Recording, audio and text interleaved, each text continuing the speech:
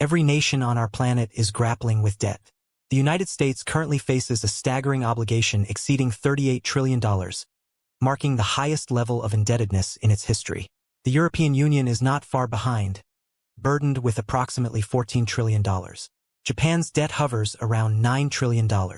Even wealthy oil-rich nations like Saudi Arabia and massive exporters such as Germany and China are entangled in significant financial commitments. Yet, here lies the paradox. If every country owes money, to whom exactly do they owe it? This situation unfolds into a complex narrative where finance, power, and historical context intertwine. Debt is often perceived as a heavy burden. However, it forms the very foundation of our modern world. Each conflict, crisis, economic boom, and downturn rests precariously atop these unseen scaffolds of financial obligations. Delving deep into the chain of creditors reveals something unsettling. The world does not owe money to any specific entity or individual. Rather, it owes itself. Nonetheless, this reality does not imply that the benefits are distributed equally among all parties involved. American taxpayers ultimately finance interest payments on these bonds, a financial cycle that feeds back into American pension accounts. This creates a self-reinforcing loop where, although debt is a tangible reality, much of the creditor side reflects back within the same system itself. Moreover, this circular flow is not confined solely to America but extends globally. Japan lends to the United States through Treasury securities while the U.S., in turn, provides financial support to Europe via institutions like the International Monetary Fund, IMF. Europe then extends loans to developing nations through mechanisms such as the World Bank. In return, these developing countries repay their debts to developed economies by holding currency reserves and Western bonds. This entire scenario resembles an intricate game of musical chairs played on an international scale. However, instead of chairs or physical objects being exchanged among players, it is promises that are passed around from one entity to another. Each nation possesses another's IOU, every promise backed by yet another promise in a complex chain of trust and expectation. Picture it as a poker table where each participant has borrowed chips from their neighbors. The only guiding principle keeping this game afloat is that none should engage in conflict over their debts. Moreover, there exists a fourth layer within this financial ecosystem, the markets themselves, which serve as powerful arbiters within this structure. Behind each government bond lies an expansive network of institutions such as hedge funds, pension funds, sovereign wealth funds, and central banks collectively managing assets amounting to tens of trillions of dollars. These institutions hold significant sway over global credit dynamics. In essence, this multifaceted interplay illustrates how deeply interconnected our global economy has become. With each passing day and every new dollar added to national debts worldwide, we find ourselves participating in an elaborate dance where understanding our roles becomes ever more vital for navigating future economic landscapes. They determine which nations can access low-interest loans and which must pay a premium to survive. When trust erodes, currencies collapse, governments fall, and entire economies can be restructured in the blink of an eye. Democracy decides who is in power, while the markets dictate who will endure. At the pinnacle of this intricate system stands the central bank, acting as the ultimate market maker and a modern high priest of financial stability. Central banks do not merely manage debt, they actually create it. Each time the Federal Reserve or the European Central Bank purchases government bonds, they simultaneously generate new currency as compensation. The obligation on one balance sheet transforms into an asset on another. Every dollar circulating represents a unit of debt existing somewhere else within the financial ecosystem. The notion of money existing without debt is non-existent. Every coin, every bill, and every digital dollar carries an invisible acknowledgement etched into its essence. For decades, this cycle has thrived on trust. As long as investors maintain faith that governments will meet their interest obligations, albeit sometimes superficially, the machine continues to operate smoothly. However, we have witnessed what occurs when this trust begins to wane. In 2010, Greece found itself in a precarious situation where national debt became unmanageable. Panic ensued among bondholders, causing yields to spike dramatically. The European Central Bank and the International Monetary Fund intervened in a desperate bid to stabilize the situation, but their rescue came bundled with stringent austerity measures, tax hikes, cuts in government spending, and widespread unemployment became the harsh reality for an entire generation that equated salvation with sacrifice. In Argentina, the cycle of defaults has rendered debt a national curse, creating an environment filled with despair and uncertainty among its citizens. Meanwhile, Sri Lanka faced severe fuel shortages and political turmoil after its government exhausted its foreign currency reserves necessary for servicing loans. When systems collapse under pressure, creditors suddenly become all too visible. Entities like the International Monetary Fund, credit rating agencies, and anonymous bondholders grip entire nations by their throats. Nevertheless, even after such catastrophic failures, the same logic resurfaces anew. Fresh loans replace old ones. Previously incurred debts undergo restructuring processes. The machinery of finance is rebooted with a different name attached to the same balance sheet entries. This phenomenon occurs because in the contemporary age, specifically in the 21st century, debt is not designed for repayment but rather for refinancing purposes. Presently, governments do not genuinely plan to settle their debts, not now nor at any future date. To comprehend how we have arrived at such an overwhelming point where global debt surpasses $315 trillion, almost threefold the size of the entire world economy, one must explore its origins. Long before credit cards or digital transactions became commonplace, the concept of national debt emerged not from Wall Street but during wartime struggles. In 1694, England found itself embroiled in conflict with France and faced a critical shortage of gold reserves. Seeking assistance, the king turned to merchants for support. In exchange for a reliable stream of interest payments secured by future tax revenues, these merchants financed the crown's endeavors.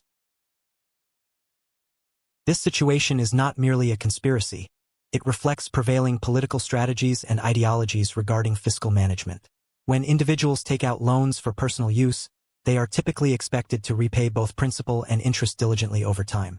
Governments operate under fundamentally different principles when it comes to handling their fiscal responsibilities. They perceive debt as a fluid subscription, continuously issuing new bonds to pay off older ones, a process known as refinancing in economic terms. Interest payments transform into a tangible product, serving as rent for stability. The global economy has now become reliant on this form of income, much like a shark that must keep swimming to survive. The current financial system worldwide hinges on trust rather than actual repayments. The United States, for instance, is unlikely to ever settle its staggering debt of $38 trillion. Instead, it will engage in perpetual refinancing. Japan has been refinancing its own debt for decades, which currently exceeds 250% of its GDP. Yet, the yield on its government bonds remains near zero. Investors are not anticipating repayment. Rather, they look forward to the extension of these agreements. Why is that? Because government debt is perceived by them as the most reliable collateral available. U.S. Treasury bonds are not regarded as liabilities. They are considered assets, forming the bedrock of global financial markets. These instruments are held by pension funds and banks utilize them as collateral for various transactions. Central banks even treat them as though they were cash itself. The entire system relies on the premise that governments will never repay their debts entirely. If they did, the world would lose its most dependable financial instrument. Imagine if Washington were somehow able to repay every dollar of its national debt. Financial institutions and funds around the globe would suddenly find themselves stripped of their most stable asset. A dramatic contraction in the supply of dollars would ensue, triggering deflation and potential economic collapse. Settling this debt would dismantle what keeps the economy operating smoothly. Consequently, governments take an alternative approach. They continue to issue bonds, not recklessly but systematically. Debt becomes akin to the very pulse of capitalism itself, throbbing through each pension scheme, mortgage agreement, and market across the planet. Thus, when politicians discuss balancing budgets or eliminating national debt, they are merely peddling an illusion. The aim is not to eradicate debt, but to ensure its stability, functionality, and desirability so that belief in it never wanes. Because once faith diminishes, figures cease to hold significance. Confidence crumbles under pressure. Interest rates surge dramatically, leading an economy built solely on promises toward stagnation. This represents the true essence of sovereign debt, The plan was never about repayment in its entirety but rather about convincing the world that such repayment could occur eventually. It forms a closed loop of trust where faith sustains value and functionality within the financial framework. As nations navigate this intricate web of fiscal policy and public perception, they must balance immediate needs with long-term sustainability while maintaining investor confidence in their financial commitments. In doing so, they weave a complex tapestry that reflects both their current economic realities and future aspirations. This interplay between belief and practice shapes not only individual economies but also influences global markets in profound ways. In essence, this cycle underscores a larger narrative about how societies manage resources and expectations amid uncertainty, challenging us all to reconsider our understanding of value and trust in an increasingly interconnected world. This innovative financing mechanism led to the establishment of the Bank of England, a groundbreaking development in fiscal management. For the first time, governments could spend money they did not yet possess. In return for their investments, creditors received something invaluable: a promise from the government that could be exchanged or traded freely within emerging markets. This marked the inception of government bonds, the early seeds of what would evolve into today's sophisticated financial systems. As long as this trust remains intact, numbers can rise indefinitely. However, this trust is not evenly distributed across society. When we discuss what we owe ourselves, we are only partially correct. The burden of interest payments is not shared equally. Rather, it flows from taxpayers and workers upward to institutions and investors who hold the debt. In essence, debt is not merely a transfer of resources between nations. It represents a transfer between social classes. This is precisely why global inequality and worldwide indebtedness are escalating simultaneously. The system rewards those who possess debt while penalizing those who merely strive to pay it off. If this concept resonates with you, it is because the dynamics remain consistent, albeit on a larger scale, moving from households to nations and from nations to the globe. Creditors should not be viewed as villains, nor should debtors be seen as mere victims. These two groups represent different facets of the same mechanism. The pressing issue arises when this mechanism runs out of fuel, when new loans do not keep pace with previous commitments. At that moment, the question, "Who is the creditor?" shifts from an abstract notion to a deeply personal concern. At the pinnacle of this global pyramid, there are no singular culprits to blame. It is neither China nor Wall Street nor the International Monetary Fund that bears sole responsibility. Rather, it encompasses all of them and us collectively. The contemporary financial system has transformed debt itself into a form of currency. Governments issue these debts, banks multiply them through various means, investors trade them like commodities, and citizens find themselves increasingly dependent on their existence. The once clear boundary between debtor and creditor has become blurred beyond recognition. In historical contexts, debt often signified servitude or bondage. Today, it is equated with balance sheets and financial health. Yet if that balance were ever disrupted, if faith in repayment falters, the illusion would shatter, leading us back to a stark reality: that debt is fundamentally an obligation that cannot be upheld indefinitely. Should this perspective offer you fresh insights into our economic landscape, it's essential to delve deeper into these matters. History provides answers that can illuminate our current situation. The key lies in understanding where to look for them. France soon emulated this model while the Netherlands refined it further. Newly independent states like the United States embraced government bonds to fund their revolutionary efforts and later on to support westward expansion initiatives. National debt transformed from a sign of failure into a measure of trust and confidence among nations. The ability to borrow became synonymous with governance. Empires no longer needed to conquer lands solely for gold, but instead issued bonds to collect interest. Fast forward 3 centuries, and national debt has become a predominant feature in global trade dynamics. The United States stands with an obligation reaching $38 trillion while Japan's exceeds $9 trillion. This landscape illustrates just how deeply embedded debt has become in shaping economies worldwide. As nations navigate through these vast financial obligations, one cannot overlook how intertwined these debts are with political stability and economic growth across borders. Each dollar borrowed carries implications that stretch far beyond mere numbers on balance sheets. They reflect choices made by generations past that continue to influence present-day policies and international relations profoundly. Understanding this intricate web can provide insights into current economic challenges, while also prompting reflections on future paths for sustainable fiscal practices globally. Global borrowing continues to surge, escalating at a staggering rate of $1 trillion roughly every 100 days. This phenomenon is not limited to a single nation. Rather, it encompasses the entire world.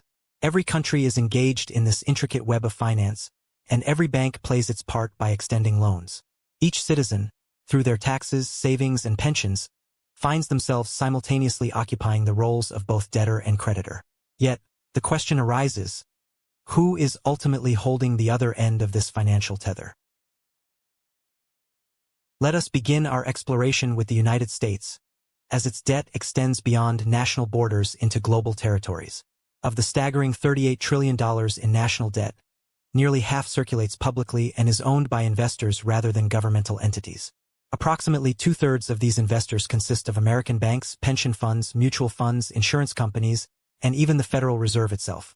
The remaining third, around $9 trillion, rests in the hands of foreign entities.